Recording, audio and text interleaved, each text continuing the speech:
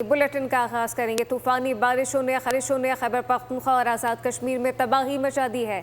नदी नालों में तो खियानी आ गई। सैलाबी रेलों से बड़े पैमाने पर जानी और माली नुकसान हुए हैं। दुकानें, मकानात, गाड़ियां, सड़कें और पुल बह गए। खैबर पख्तूनख्वा में 24 घंटे के दौरान 12 अफराद लुकमाए अजल बन गए। खैबर पख्तूनख्वा और कश्मीर में तूफानी बारिशों ने कोहराम मचा दिया। क्लाउड बर्स्ट से खौफनाक तबाही, नदी नाले बिफर गए, मूजो रेले रास्ते में आने वाली हर चीज बहा ले गए। सड़कें, पुल और मकानात तबाह, कई इलाकों का जमीनी राब्ता मुनक़ता, गाड़ियां, ज़रई अराजी और मवेशी भी पानी की नजर हो गए। खैबर पख्तूनख्वा के शहरों पेशावर, खैबर, मर्दान, बुनीर, बाजोड़, चित्राल, एबटाबाद, मानसेहरा, तोरगर और कुरम में भी सूरत हाल अबतर है।